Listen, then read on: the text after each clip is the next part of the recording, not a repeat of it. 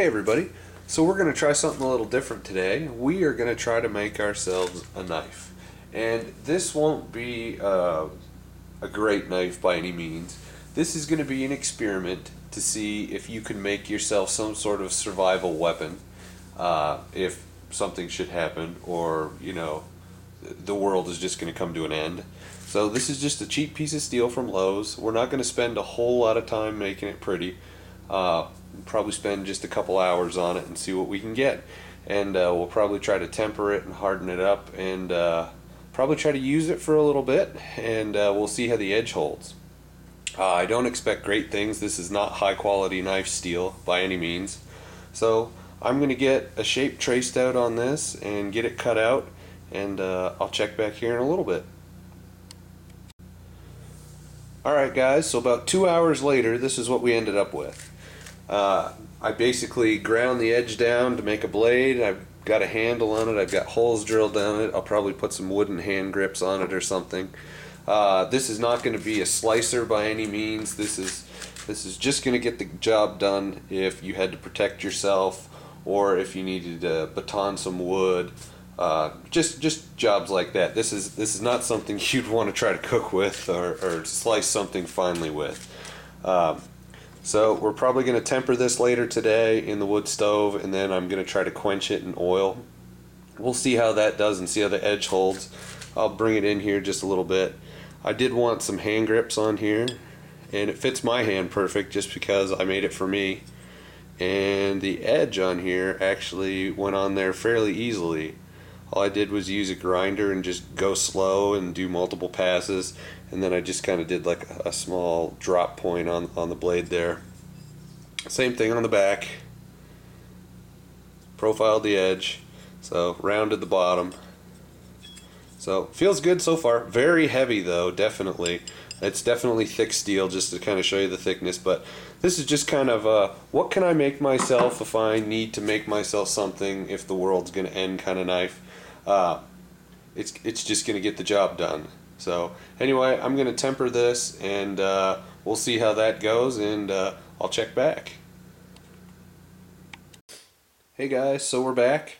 So the tempering's done. I ended up sticking this in my wood stove and got it red hot, and it stayed red hot for probably 25 to 30 minutes, and I pulled it out and quenched it in oil. So this is what it looks like now. I definitely have a little bit of polishing to do, and we'll run it under a wheel, but hopefully that hardened it up enough. So next step, we're going to make some handles for it, and I have a piece of poplar here, and we're just going to make some handles out of that. And I have a right and a left traced out, so hopefully we'll move right along. So I'll see you guys later. Morning everybody. So here's the knife after sitting overnight. As you can see, I got myself some handles cut out and glued on and pinned into the blade.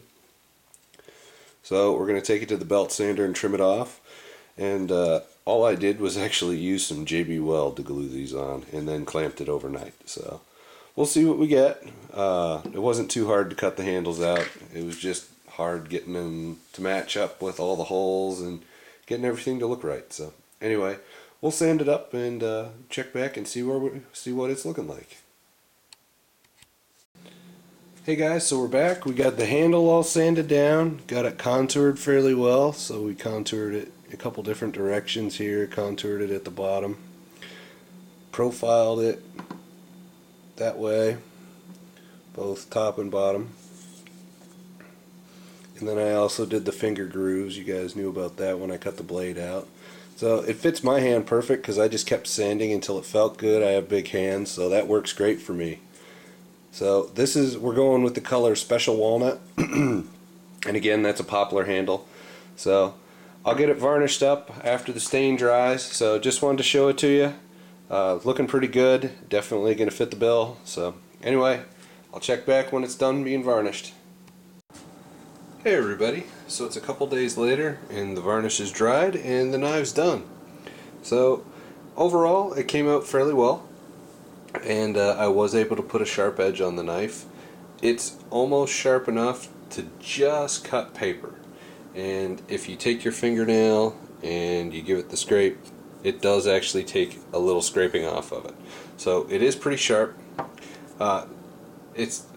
It probably could be sharper. It's just due to the thickness of the stock and the angle that was chosen here. It probably could stand to be a little sharper, but it will cut rope. Definitely pretty sharp. I did baton some wood with it. I think the quality of steel has a lot to come into play here, only because it was welding steel that made this knife. During the process of batoning some wood, I was able to dull the edge fairly quick, so I had to resharpen it. So you can make a knife if you have to out of a piece of steel, and you can put a crude handle on it. This one actually does feel pretty good. I actually like this one with the finger grooves that I did here, and it fits my hand fairly well. But this was just an experiment to see if we could improvise a knife, and I've been doing a little research on YouTube, and just out of curiosity, I'm going to try this too. Apparently, you can make a knife out of a saw blade. And if you heat treat it right, apparently you can make an even better knife than you can out of a welding piece of steel that you find in the garage. So, I have two knife designs here. I have the first one, which I'm going to do wooden handle on like I did on this one. And then I'm going to do this one and maybe put a piece of stag or something on here. I'm not sure yet. So, anyway, we'll see. That's the next project. And again, you can improvise a knife if you have to. Tempering the steel did harden it, but it's something you wouldn't want to use as an everyday cutter. This is like a blunt force, defend yourself kind of knife. So, anyway, thanks for watching, and have a good day.